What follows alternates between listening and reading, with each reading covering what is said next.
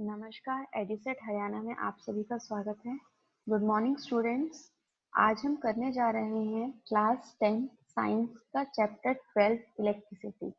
Electricity में हम बहुत सारे टॉपिक्स कर चुके हैं। आज हम जो टॉपिक करने जा रहे हैं वह है हमारा विद्युत धारा के तापीय प्रभाव। जैसा कि आप सभी अपने आसपास देखते हैं, जब भी बिजली के उपकरणों को अधिक समय के लिए चलाया जाता है तो वह गर्म हो जाते हैं। जैसे कि पंखा, ट्यूबलाइट, जब उन्हें थोड़ी देर के बाद टच करते हैं तो हमें क्या लगते हैं, वो गर्म लगते हैं। इसका एग्जाम्पल और भी है, जैसे हम मोबाइल को ज्यादा देर तक यूज करते हैं, मोबाइल भी गर्म हो जाता है, फोन गर्म हो जाता है। तो वह क्या है, जब भी किसी बैटरी द्वारा किसी चालक में, किसी प्रतिरोधक में बहुत देर के लिए करंट प्रवाहित होता है, विद्युत धारा प्रवाहित होती है, तो वह धीरे धीरे क्या करती है, तापीय ऊर्जा उत्पन्न करती है। तो विद्युत धारा का तापीय प्रभाव यही कहता है कि जब भी किसी रेजिस्टर के द्वारा करंट को फ्लो करवाया जाता है तो उसके अंदर उत्पन्न इलेक्ट्रिकल एनर्जी जो है वो हीट एनर्जी के अंदर कन्वर्ट हो जाती है और वो एज अ हीट जो है वो बाहर निकलती है। इसी हीटिंग इफेक्ट को हम क्या कहते हैं, जूल्स हीटिंग इफेक्ट कहते हैं। आइए मैथमेटिकली देखते हैं कि जूल्स हीटिंग इफेक्ट है क्या। जूल्स का लॉ क्या कहता है, अगर किसी कंडक्टर में, किसी सुचालक के अंदर करंट I फ्लो करता है और पोटेंशियल डिफरेंस V है, यानी कि विभवांतर जो है वो V है, उस सर्किट में अगर T टाइम के लिए अगर करंट फ्लो करता है तो जो वर्क डन है या फिर पोटेंशियल एनर्जी है, जैसे कि हम सभी जानते हैं कि जो वर्क डन होता है वो हमारा किसके इक्वल होता है, पोटेंशियल इनटू में चार्ज, यानी कि विभवांतर इनटू में विद्युत आवेश। तो जैसा कि हम जानते हैं जो हमारा विद्युत आवेश होता है वो किसके इक्वल होता है, I इंटू में E के बराबर होता है। तो हमारे पास यहाँ से क्या आ जाएगा, W is equal to V into में I इंटू में T। अगर हम ये माने कि जो सारी ऊर्जा है वो हीट में ही कन्वर्ट हो रही है, तो जो हमारी अमाउंट ऑफ हीट है, जो ताप उत्पन्न होगा वो किसके बराबर होगा, H जो है वो किसके बराबर हो जाएगा, W के बराबर हो जाएगा। और W हमारा अभी हमने देखा किसके बराबर है, VIT के, इसलिए हमारा जो H है वो किसके बराबर हो जाएगा, V इंटू में I इंटू में T। ओम का नियम क्या कहता है, V is equal to I into में R। अगर मैं इस एक्सप्रेशन में V को IR पुट कर दूं तो मेरे पास क्या आ जाएगा, I इंटू में R इंटू में I इंटू में T। जैसा कि आप देख सकते हैं इस एक्सप्रेशन में I जो है वो 2 बार आ रहा है, तो यानी कि हमारे पास I का क्या हो गया, स्क्वायर। तो हमारे पास जो हीट का एक्सप्रेशन है वो क्या हो गया, heat is equal to I square R T। इस रिलेशन को मैथमेटिकली तो हमने निकाल लिया, लेकिन एक्सपेरिमेंटली इसे किसने प्रूव किया, जूल ने प्रूव किया, इसलिए इसे इस इफेक्ट को हम क्या कहते हैं, जूल्स लॉ ऑफ हीटिंग भी कहते हैं। तो जूल्स लॉ ऑफ हीटिंग है वो क्या कहता है कि किसी भी सर्किट के अंदर जो हीट पैदा हो रही है, जो ताप पैदा हो रहा है, वो किसके प्रोपोर्शनल है, करंट के प्रोपोर्शनल है, दैट इज I स्क्वायर के। तो square of the current, next क्या कहता है, रेजिस्टेंस के प्रोपोर्शनल है, यानी कि रेजिस्टेंस जब बढ़ेगा तो ऊर्जा भी उत्पन्न होगी जो ज्यादा होगी। तो रेजिस्टेंस ऑफ द सर्किट, और किसके ऊपर है, टाइम के ऊपर, मतलब कि जितने टाइम के लिए, अगर ज्यादा टाइम के लिए फ्लो करेगा विद्युत धारा तो हीट जो है वो हमारी ज्यादा उत्पन्न होगी। तो जूल्स लॉ ऑफ हीटिंग क्या कहता है, heat is directly proportional to I square R T। जो हमारी हीट उत्पन्न हुई है वो किसके प्रोपोर्शनल है, स्क्वायर ऑफ द करंट के, रेजिस्टेंस ऑफ द सर्किट के एंड टाइम ऑफ फ्लो के। आइए इससे रिलेटेड एक उदाहरण करते हैं। किसी 4 ओम प्रतिरोधक से प्रति सेकंड 100 जूल ऊष्मा उत्पन्न हो रही है, यानी कि तुम्हें क्या दिया हुआ है, आर दिया हुआ है 4 ओम, और ऊष्मा उत्पन्न हो रही है यानी कि हीट उत्पन्न हो रही है, वो कितनी दी हुई है हमें, 100 जूल। प्रतिरोधक के सिरों पर विभवांतर ज्ञात कीजिए, हमें क्या निकालना है, V निकालना है। अब जैसा कि हम सभी जानते हैं हीट का एक्सप्रेशन अभी हमने निकाला था वो किसके बराबर आया था, I स्क्वायर R T। अगर यहाँ पर कोई चीज गुना में है तो वहां जाकर किस में हो जाएगी, भाग में। Very good. तो यहाँ से हमारे पास I स्क्वायर किसके इक्वल आ गया, H अपॉन में R T। अब जब मैं इसका स्क्वायर रूट करूंगी दोनों साइड का,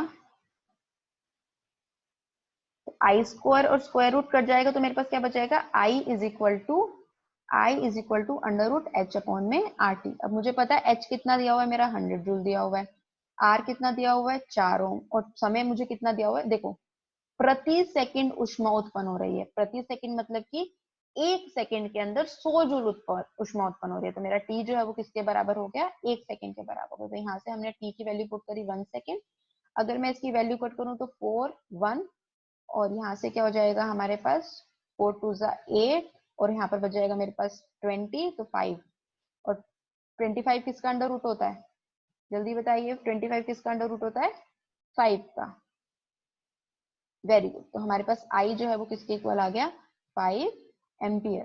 तो यहाँ से हमें पता है कि ओम का नियम क्या कहता है, हमारे पास हमें क्या निकालना था, विभवांतर निकालना था। तो ओम का नियम क्या कहता है, V is equal to I R. अब हमें आई भी पता है और हमें आर भी पता है, तो हम क्या करेंगे, आई हमारा जो है वो 5 एम्पियर है और आर जो है वो हमारा 4 ओम है। जो हम इन दोनों को वैल्यू को पुट करेंगे तो 5 इंटू में 4 किसके बराबर होता है, 5 गुना में 4 20 वोल्ट के। Very good. तो यहाँ से हमारे पास विभवांतर जो है वो किसके इक्वल आ गया, 20 वोल्ट के बराबर आ गया। आइए देखते हैं कि अब हमने ये तो पढ़ लिया कि कितनी ऊष्मा उत्पन्न हो रही है। अब इस ऊष्मा का प्रयोग हमें पढ़ने की जरूरत क्यों है, क्योंकि यह जो ऊष्मा उत्पन्न हो रही है यह हमारे व्यवहार में, डेली लाइफ में बहुत ज्यादा यूज होती है। जैसे कि हम अपने आसपास देखते हैं, प्रेस है, इलेक्ट्रिक रोड है, हीटर है, इन सब में क्या होता है, एक रोड लगी होती है जो क्या, रोड या फिर प्लेट लगी होती है जो क्या होती है, गर्म होती है। तो ये कुछ अप्लायंसेस हैं, कुछ उपकरण हैं जो हीटिंग इफेक्ट उपकरण का इस्तेमाल करके हम क्या करते हैं, इन्हें अपने डेली लाइफ में इनका यूज करते हैं। अब ये लाइफ में जब हम ये यूज करते हैं, जैसे कि ये प्रेस है, इसमें प्लेट है, या फिर ये रोड है, इसके अंदर क्या लगी हुई है, हमारी इलेक्ट्रिक रोड, इसके अंदर रोड लगी हुई है जो पानी को गर्म करने के लिए प्रयोग होती है। अब ये जो रोड है या फिर जो प्लेट है वो किस मटेरियल की बनाई जाती है, ये तो ऑब्वियस है कि सुचालक की बनाई जाएगी। लेकिन अब कौन सा सुचालक यूज किया जाएगा, अभी हमने पढ़ा था जो हमारा हीट है वो किसके बराबर होता है, आई स्क्वायर आर टी के।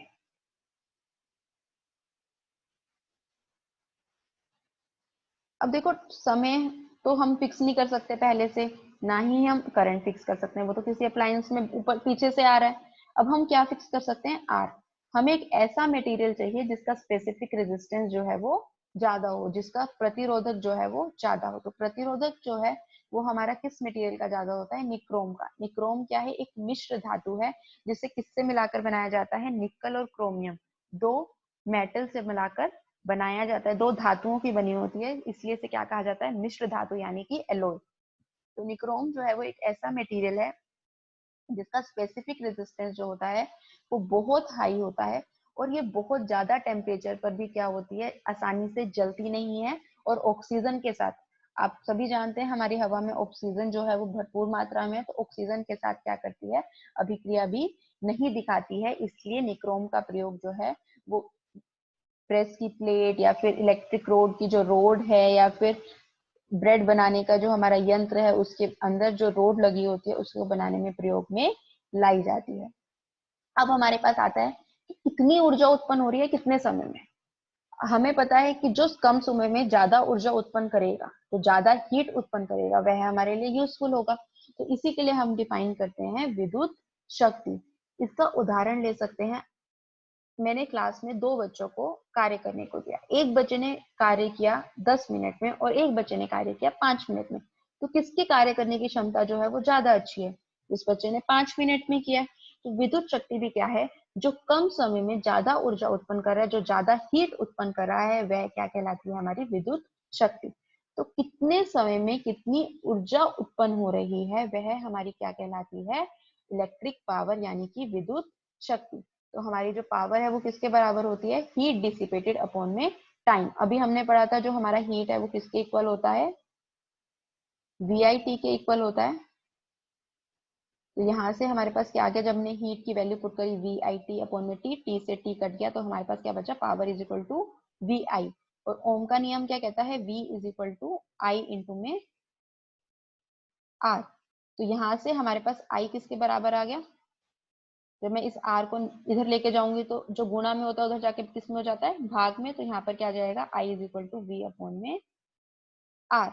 अगर मैं I की वैल्यू पुट करूँ इसमें v अपॉन में r, तो मेरे पास क्या हो जाएगा, v इंटू में v अपॉन में r। यहाँ पर मेरे पास क्या आ जाएगा, power is equal to V square upon में r। और इसी तरह से अगर मैं इस एक्सप्रेशन में v is equal to I R put करूँ तो मेरे पास क्या आ जाएगा, power is equal to I square r। अब हर चीज को मापने के लिए एक मात्रक होता है, जैसे कि हमने पढ़ा था आवेश को कूलम में मापते हैं, करंट को एम्पियर में मापते हैं, विभवांतर को वोल्ट में मापते हैं। इसी तरह से जब विद्युत शक्ति को मापते हैं तो वो किस में मापते हैं, वॉट में मापते हैं। It is the power. अब एक वोट है क्या, ये वह शक्ति है जब किसी सर्किट के अंदर 1 एम्पियर करंट का प्रयोग किया जाता है और पीछे से जो वोल्टेज है, जो पोटेंशियल डिफरेंस है वो कितना है, 1 वोल्ट। तो 1 वोल्ट किसके बराबर होता है, 1 वोल्ट इंटू में 1 एम्पियर के बराबर होता है। 1 volt 1 volt is equal to 1 volt into में 1 एम्पियर। ये हमारे पास हो गया विद्युत शक्ति के बारे में। विद्युत शक्ति क्या है, कितनी ऊर्जा उत्पन्न हो रही है एक पर्टिकुलर समय में, वह हमारी क्या कहलाती है, विद्युत शक्ति कहलाती है। आइए कुछ उदाहरण करते हैं जिनसे आप विद्युत शक्ति के बारे में और अच्छे से जान पाएंगे। उससे पहले हम समझते हैं कमर्शियल यूनिट ऑफ एनर्जी। अब हमारे घरों में जब ऊर्जा आती है तो हम कहते हैं ना कि हमारा जब बिजली का बिल आता है तो हम कहते हैं यूनिट निकली है, मीटर में यूनिट निकलती है ना, 1 यूनिट निकली है, 2 यूनिट निकली है। अब उस यूनिट को हम कैसे मेजर करते हैं, उस ऊर्जा को जो हमारी हम ऊर्जा यूज कर रहे हैं वो कैसे मेजर होती है, वो हमारी मेजर होती है कमर्शियल यूनिट में। अब ये यूनिट है क्या, हमें पता है कि जो ऊर्जा है वो किस में मेजर, शक्ति है वो किस में मेजर होती है, वॉट में। तो हमारी वर्क टन जो है वो किसके इक्वल है, पावर इंटू में टाइम। पावर किस में मेजर हो रहा है, वॉट में, और टाइम किस में मेजर हो रहा है, सेकंड में। अब आप सभी जानते हैं कि हमारे घरों में जो उपकरण चलते हैं वो सेकंड्स के लिए तो चलते नहीं है, घंटों के लिए चलते हैं या मिनट्स के लिए चलते हैं। तो जो हमारी वॉट सेकंड है ये बहुत छोटी यूनिट है। तो हम जो यूनिट इस्तेमाल करते हैं, जो प्रयोग में आती है हमारा मात्रक, वो हमारी यूनिट है किलोवाट आर। यानी कि 1 किलोवाट आर जो है वो किसके बराबर होता है, 1 यूनिट के। क्या मतलब है इसका, 1 घंटे में जब मैं 1000 वोल्ट का एक डिवाइस चलाती हूँ, सपोज करो मैं चला रही हूँ 10 वोल्ट का एक बल्ब चला रही हूँ 1 घंटे के लिए, अगर मैं उसे 100 घंटे के लिए चलाऊंगी, 100 घंटे के लिए मैं 10 वोल्ट का बल्ब जब 1 घंटे के लिए चलाऊंगी डेली, 100 दिन मैंने 10 वोल्ट का बल्ब चलाया, तब जाके मेरी 1 यूनिट निकलेगी। तो 1 यूनिट किसके बराबर है, 1 किलोवाट आर के बराबर है। और 1 किलोवाट, 1 किलो में कितने वोट होते हैं, 1 किलो में 1000 होते हैं, 1 किलो में हमारे पास हो गया 1000। अब हमें पता है 1 घंटे में कितने मिनट्स होते हैं, 60 मिनट्स। और 60 मिनट्स, 1 मिनट में कितने सेकंड्स होते हैं, 60 सेकेंड्स। तो हमारे पास यहाँ से क्या आ गया, 60 इंटू में 60, 2 जीरो, और क्या आ गया हमारे पास 3600 सेकेंड, यानी कि 3600 सेकेंड। अगर मैं इन सबको मल्टीप्लाई करूं तो मेरे पास क्या आ जाएगा, 36 गुना में 10 की पावर 5। अगर मैं इस एक्सप्रेशन को 10 से भाग और 10 से ही गुना कर लूं, कोई फर्क नहीं पड़ता। तो ये जीरो कितनी हो जाएंगी हमारे पास, 10 की पावर 1 है, ये 10 की पावर 6 हो जाएंगी। और हमारे पास अगर मैं इसको यहाँ से भाग दूंगी तो मेरे पास यहाँ पर क्या आ जाएगा, पॉइंट। तो मेरे पास क्या आ जाएगा, 3.6 इंटू में 10 to the power 6 watt second. और हमें पता है 1 वॉट सेकेंड किसके बराबर होता है, हमारा 1 जूल के बराबर होता है। तो 1 यूनिट जो है वो किसके बराबर हो गई, 3.6 इंटू में 10 टू पावर 6 जूल। यानी कि जब मैं 1000 वॉट का डिवाइस 1 घंटे के लिए चलाती हूँ तो मेरी कितनी ऊर्जा उत्पन्न होती है, 3.6 इंटू में 10 टू पावर 6 जूल ऊर्जा उत्पन्न होती है। आइए इससे रिलेटेड कुछ उदाहरण करते हैं पावर से और ऊर्जा से। तो सबसे पहला उदाहरण है हमारे पास, किसी विद्युत इस्त्री में अधिकतम तापन दर के लिए 840 वोल्ट की दर से ऊर्जा उपभुक्त होती है तथा 360 वोल्ट की दर से उस समय उपभुक्त होती है जब तापन की दर निम्नतम है। हमने क्या दिया हुआ है, किसी विद्युत इस्त्री में तापन की दर दी हुई है हमें 840 वोल्ट एक बार, और फिर दिया हुआ है 360 वोल्ट जब तापन दर जो है वो निम्नतम है। हमें क्या दिया हुआ है, विभवांतर दिया हुआ है। अब हमें क्या निकालना है, दोनों केसेस के अंदर हमें क्या निकालना है, विद्युत धारा एवं प्रतिरोधक ज्ञात करना है। तो इसके लिए देखिए हम क्या करेंगे, हमें पता है पावर इज इक्वल टू किसके बराबर होता है, VI के बराबर होता है। तो सबसे पहले हमें क्या निकालना है, विद्युत धारा निकालनी है और प्रतिरोधक निकालना है। हमें पावर दिया हुआ है, पावर सबसे पहले केस में हमें कितना दिया हुआ है, 840, और दूसरे के केस में हमें दिया हुआ है 360। तो हम क्या करेंगे, सबसे पहले 840 के लिए निकालेंगे और फिर दूसरे के लिए 360 के लिए निकालेंगे। और V हमें दिया हुआ है कितना, 220 वोल्ट। और जैसे कि आप सभी जानते हैं कि हमारे घरों में जो बिजली आती है वो भी कितने की आती है, 220 वोल्ट की आती है। तो देखिए power is equal to VI, तो यहाँ से I, जब V को मैं इधर लेके जाऊंगी तो मेरे पास I इज इक्वल टू किसके बराबर आ जाएगा, P अपॉन में V। तो I जो है वो मेरा किसके बराबर हो गया, 840 अपॉन में 220, 0 से 0 कट जाएगी। अब हम क्या करेंगे, 2 से भाग देंगे तो हमारे पास क्या जाएगा, 11, और यहाँ पर क्या जाएगा हमारे पास 42। तो 11 42 को जब हम 11 से भाग देंगे तो हमारे पास क्या जाएगा, 3.282 एम्पियर। अब हमें पता है V जो है वो हमारा किसके बराबर होता है, IR के बराबर होता है, ओम्स नियम से। ओम के नियम से हमें पता चल गया R जो है वो हमारा किसके बराबर होगा, V अपॉन में I के। तो हमें पता है कि हमारा V जो है वो किसके बराबर है, 220 के, और I अभी हमने निकाला किसके बराबर है, 303.82 के। जब इन ये कैलकुलेशन करेंगे तो हमारे पास क्या आ जाएगा, 57.60 ओम। इस न्यूमेरिकल को सभी अपनी वीडियो पॉज कर इसे करने का प्रयास करेंगे। सारी कैलकुलेशन आप दोबारा चेक करेंगे कि ये सही की हुई है या नहीं। अब आगे देखते हैं, जब हमारी पावर जो है, जो हमारी विद्युत शक्ति है वो कितनी हो गई, निम्नतम है, यानी कि जो हमारी पावर है वो कितनी है, 360 वोल्ट है। जब हम देखेंगे यही चीज हम दोबारा करेंगे, 0 से 0 हमारा कट जाएगा, 2 के पहाड़े से भाग देंगे, 11 हो जाएगा, और यहाँ पर क्या हो जाएगा हमारा 18। 11 को जब हम 18 से भाग देंगे तो हमारे पास क्या आ जाएगा, करंट जो है वो 1.64 एम्पियर आ जाएगा। और इसी तरह से जब हम प्रतिरोध निकालेंगे तो हमारे पास R जो है वो किसके बराबर आ जाएगा, V अपॉन में I, यानी कि 220 अपॉन में 1.64। और प्रतिरोधक जो है वो हमारा यहाँ से क्या आ जाएगा, 134.15 ओम।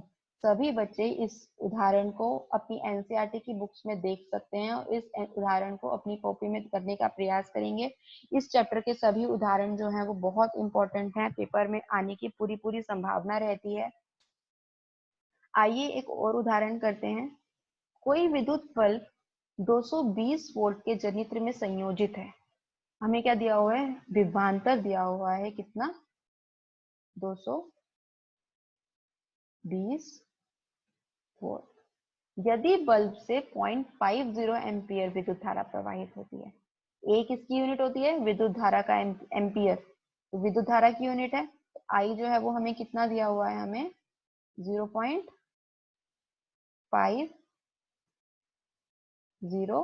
एम्पियर हमें विद्युत धारा दी हुई है। अब हमें पता है क्या निकालना है, बल्ब की शक्ति क्या है, शक्ति यानी कि हमें P निकालना है।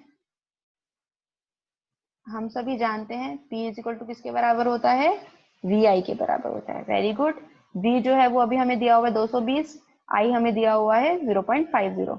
जब हम इसका पॉइंट हटाएंगे तो हमारे पास क्या जाएगा, नीचे 2 जीरो आ जाएंगी, एक जीरो से ये वाली जीरो कट जाएगी, एक जीरो से ये वाली जीरो कट जाएगी। तो 22 को जब 5 से गुना करेंगे, 5 दूनी 10 और 5 दूनी 10, एक कैरी था हमारे पास, तो क्या जाएगा 110 जूल प्रति सेकंड। और हमें पता है पावर की जो हमारी यूनिट होती है वो क्या होती है, 110 वॉट। आइए एक और उदाहरण करते हैं। अभी हमने पढ़ा था कमर्शियल यूनिट के बारे में, तो आइए उसी का एक उदाहरण करते हैं ताकि आपको कमर्शियल यूनिट और ज्यादा क्लियर हो जाए। हमें क्या दिया हुआ है, 400 वोट अनुमत का कोई विद्युत रेफ्रिजरेटर 8 घंटे प्रतिदिन चलाया जाता है। आप सभी के घर में फ्रिज होंगे, आप फ्रिज को सोचिए, 400 वोट का आपके पास फ्रिज है और आप उसे डेली 8 घंटे के लिए चलाते हैं, और आपकी एक यूनिट जो है वो 3 रुपए की पड़ती है किलोवाट आवर की दर से। तो आपने 30 दिन में अगर आपको बिल निकालना, आपका बिजली का बिल कितना आएगा, तो आप कैसे निकालेंगे। तो अब देखो पावर हमें कितनी दी हुई है, 400 वोल्ट। समय कितना दिया हुआ है हमें, टाइम 8 घंटे प्रतिदिन। कितने दिनों के लिए चलाया, 30 दिनों के लिए चलाया। 30 दिनों के लिए चलाने के लिए मुझे क्या निकालनी पड़ेगी, हीट निकालनी पड़ेगी, यानी कि ऊर्जा निकालनी पड़ेगी। वो किसके बराबर होती है, P इंटू में T के बराबर होती है। अब मैंने 30 दिन के लिए चलाई, एक दिन में मेरी ऊर्जा उपभुक्त हुई 400 इंटू में 8, 30 दिन के लिए कितनी हो जाएगी, 400 इंटू में 8 इंटू में 30, 4 32, 32 में 3 गुना करेंगे तो हमारे पास क्या आ जाएगा 96, और हमारे पास 3 जीरो है तो हमारे पास क्या क्या 96,000 वॉट आर। अब मुझे क्या करना है, मेरी जो ऊर्जा उत्पन्न होती है वो किलोवाट आर में मेजर करते हैं, एक यूनिट जो है वो हम किलोवाट आर में मेजर करते हैं। तो इस आर तो ठीक है, हमें किसको कन्वर्ट करना पड़ेगा, वॉट को किलोवाट आर में कन्वर्ट करना पड़ेगा। अब हमें पता है 1 किलोवाट में कितने होते हैं, 1000। तो मैं क्या करूंगी, इसको 1000 से भाग कर दूंगी, तो मेरी 3 जीरो जो है वो आपस में क्या हो जाएंगी, कट जाएंगी। तो मेरे पास उत्तर क्या आ जाएगा, 96 किलोवाट आर। अब मुझे पता है कि एक यूनिट जो है, एक यूनिट जो है मेरी कितने की निकलती है, 3 रुपए की निकलती है। कितने रुपए की, 3 रुपए की निकलती है। तो 96 यूनिट कितने की हो जाएंगी, 96 इंटू में 3। जब 3 को 96 से करेंगे तो 3 6 18, और 9 6 3 9 27, 27 प्लस 1 जो है वो हमारे पास कितना हो जाएगा, 288 रुपीज। तो हमारा जो बिजली का बिल है वो कितना आएगा, 288 रुपए आएगा। कब, जब मैं 400 वोल्ट के फ्रिज को 8 घंटे डेली चलाती हूँ 30 दिन के लिए। इसके उदाहरण जो हैं, जो हमने किए हैं, वो हमने सोल्ड एग्जाम्पल किए हैं एनसीईआरटी के। अगर आप एनसीईआरटी की बुक्स खोलेंगे तो आपको बहुत सारे अनसोल्ड एग्जाम्पल दिख जाएंगे। आप उन्हें करने का प्रयास करें और अपनी टीचर्स की सहायता से उनके उदाहरण को सॉल्व करने की कोशिश करें। धन्यवाद।